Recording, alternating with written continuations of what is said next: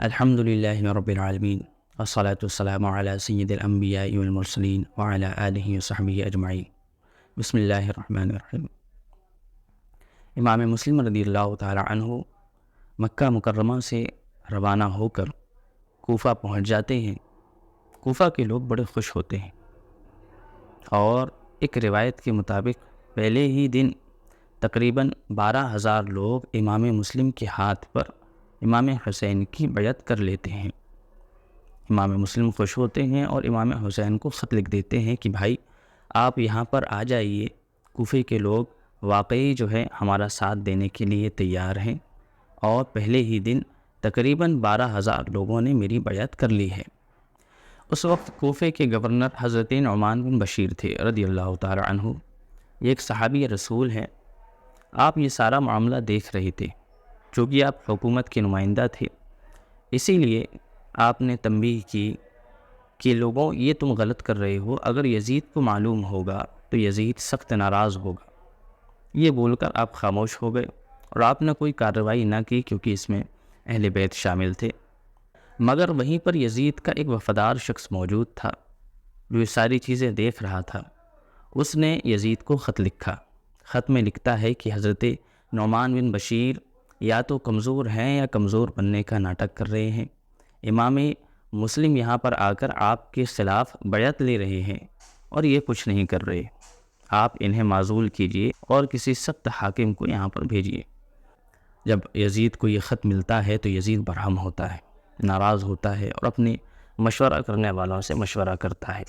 ان میں سے کوئی یزید کو صلاح دیتا ہے کہ عبید اللہ ابن زیاد بڑا ہی سخت ہے، اسے کوفے کا گورنر بنا دیا جائے۔ لہٰذا یہی فیصلہ ہوتا ہے اور یزید عبید اللہ ابن زیاد بدبخت کو بصرہ سے کوفے کا حاکم بنا دیتا ہے۔ عبید اللہ ابن زیاد بڑا سخت مزاج اور بڑا ہی بدبخت اہل بیت کی نفرت رکھنے والا شخص تھا، تو عبید اللہ ابن زیاد بصرہ سے اپنے پورے خاندان کو لے کر چل دیتا ہے، اور یہ بڑا ہی چالاک شخص تھا، اسی لیے یہ حجاز کے راستے سے کوفہ میں داخل ہوتا ہے۔ حجاز کا راستہ یعنی وہ راستہ جہاں سے مکہ اور مدینہ کے لیے لوگ جاتے تھے، اور حجازی لباس بھی پہن لیتا ہے، یعنی لوگ اسے امام حسین سمجھیں، کیونکہ یہ جانتا تھا کہ کوفہ میں ماحول امام مسلم کا بنا ہوا ہے، ہو سکتا ہے کوفہ والے اسے اندر داخل ہونے نہ دیں، تو حجازی لباس پہن کر منہ چھپا کر یہ کوفہ میں داخل ہوتا ہے۔ کوفہ کے لوگ سمجھتے ہیں کہ امام حسین آ گئے، بڑے خوش ہوتے ہیں اور سب ابن زیاد کے آس پاس گھیرا بندی کر لیتے ہیں اور نعرے بازی کرنے لگتے ہیں، اور سارے مل کر ابن زیاد کے پیچھے پیچھے چلنے لگتے ہیں، یہاں تک کہ ایک جلوس کی شکل بن جاتی ہے، اور ابن زیاد بھی خاموشی کے ساتھ چلتا رہتا ہے۔ جب گورنر ہاؤس پہنچتے ہیں تو ابن زیاد کا ایک آدمی آواز لگاتا ہے، لوگوں یہ عبید اللہ ابن زیاد ہیں، کوفہ کے گورنر بننے آئے ہیں، تم لوگ یہاں سے ہٹ جاؤ۔ تو لوگ مایوس ہو کر وہاں سے چلے جاتے ہیں۔ عبید اللہ ابن زیاد کسی طرح رات گزارتا ہے اور صبح لوگوں کو جمع کر کے اعلان کرتا ہے، لوگوں یزید نے مجھے بھیجا ہے اور تم لوگوں کے ساتھ سختی کے ساتھ نپٹنے کا حکم دیا ہے۔ تم میں سے جو حکومت کے وفادار ہوں گے ان کے ساتھ رحم کیا جائے گا، اور جو حکومت کے ساتھ غداری کریں گے انہیں سخت سزائیں دی جائیں گی۔ یہ سن کر کوفہ والوں کے حوصلے پست ہونے لگتے ہیں، ان کے دل بدلنے لگتے ہیں۔ امام مسلم رضی اللہ تعالی عنہ کے پاس جب یہ خبر پہنچتی ہے، آپ مختار ثقفی کے گھر پر ٹھہرنے کو مناسب نہیں سمجھتے ہیں اور رات ہی میں حضرت ہانی بن عروہ کے گھر منتقل ہو جاتے ہیں۔ ہانی بن عروہ اہل بیت کے وفادار اور محب شخص تھے، اہل بیت کی عزت اور اہل بیت سے بہت محبت کرتے تھے۔ اب وہاں پر بھی امام مسلم کی بیعت کا سلسلہ رکا نہیں، لوگ چپ چاپ آتے اور امام مسلم سے بیعت کرتے، اور ابن زیاد کے خلاف اور یزید کے خلاف لشکر بندی کی ساری تیاریاں پوشیدہ رہ کر ہو رہی تھی۔ ابن زیاد امام مسلم رضی اللہ تعالی عنہ کا پتہ تو نہیں لگا پاتا، اس لیے وہ ایک جاسوس کو بلاتا ہے جو ایک شامی غلام ہوتا ہے، اس کا نام معقل ہوتا ہے، اسے 3,000 درہم دیتا ہے اور ساری باتیں سمجھا دیتا ہے۔ معقل جاتا ہے ایک مسجد میں، وہاں کوئی شخص بیٹھے ہوئے ہوتے عبادت کرتے ہیں، اور یہ مسجد کے ایک کونے میں بیٹھ کر انہیں دیر تک دیکھتا رہتا ہے۔ جب سارے لوگ چلے جاتے ہیں تو یہ اس شخص کے پاس جاتا ہے اور کہتا ہے کہ میں معقل ہوں، ایک شامی غلام، میرے پاس 3000 درہم ہیں، میں چاہتا ہوں کہ امام مسلم کی مدد کروں۔ مجھے خبر ہوئی ہے کہ لوگ چپ چاپ سے امام مسلم کی بیعت کر رہے ہیں۔ وہ شخص کہتے ہیں کہ مسجد میں اتنے لوگ تھے، تمہیں میں ہی ملا؟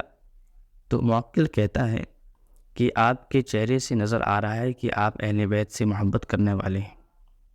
تو یہ بھی راضی ہو جاتے ہیں اور معقل کو لے کر کے امام مسلم کے پاس پہنچ جاتے ہیں۔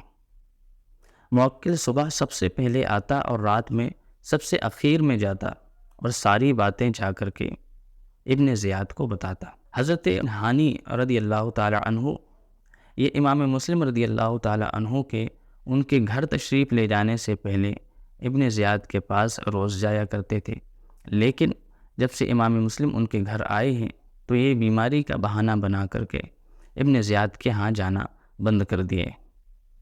ابن زیاد کو پہلے سے ہی شک تھا۔ ابن زیاد نے 3 آدمیوں کو بھیجا، کہا کہ جاؤ اور ہانی بن عروہ کو بلا کر لاؤ۔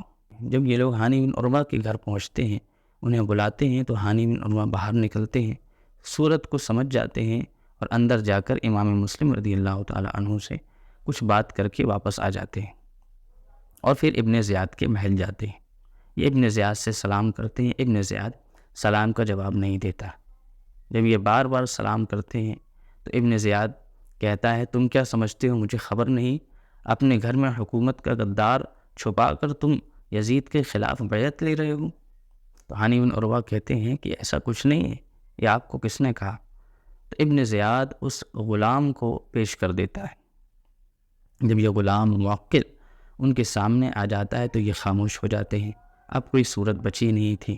ہانی بن عروہ کہتے ہیں کہ دیکھو وہ اچانک میرے دروازے پر آ گئے تھے اور میں انہیں منع نہ کر سکا، تم مجھے مہلت دو تو میں انہیں کہہ دیتا ہوں کہ آپ میرے گھر سے چلے جائیے۔ ابن زیاد کہتا ہے کہ میں تمہیں ایسی مہلت تو نہیں دوں گا، البتہ تم انہیں میرے حوالے کر دو۔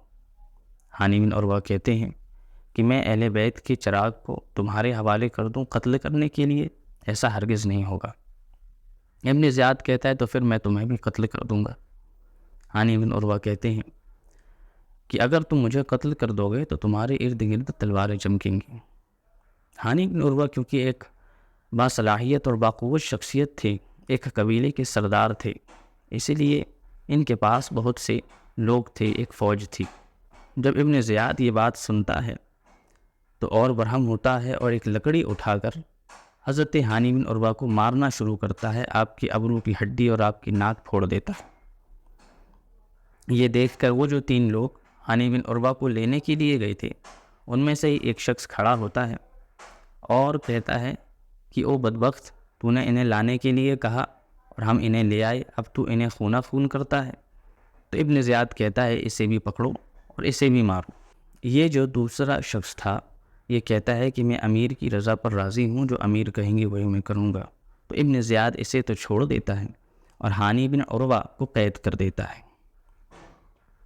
کوفے میں یہ خبر پھیل جاتی ہے کہ ہانی بن عروہ قتل کر دیے گئے، لہٰذا ہانی بن عروہ کے لوگ ایک بڑی فوج لے کر گورنر ہاؤس کے پاس آ جاتے ہیں اور باہر نعرے بازی کرنے لگتے ہیں۔ قریب تھا کہ یہ لوگ گورنر ہاؤس پر چڑھائی کر دیتے۔ ابن زیاد صورت سمجھ گیا، اس نے قاضی شرح یعنی جو قاضی ایک فیصلہ کرنے والا شخص ہر حکومت میں ہوتا تھا اسے حکم دیا کہ تم جاؤ اور ہانی بن عروہ کو دیکھ لو اور لوگوں کو جا کر کے بتا دو کہ ہانی بن عروہ قتل نہیں ہوئے ہیں، وہ زندہ ہے۔ تو قاضی شرح جاتے ہیں اور ہانی بن عروہ کو دیکھتے ہیں۔ ہانی بن عروہ ان سے کہتا ہے کہ میرے لوگوں سے کہنا کہ اگر ان میں سے 10 لوگ بھی اندر آ جاتے ہیں تو بآسانی مجھے یہاں سے چھڑا لیں گے۔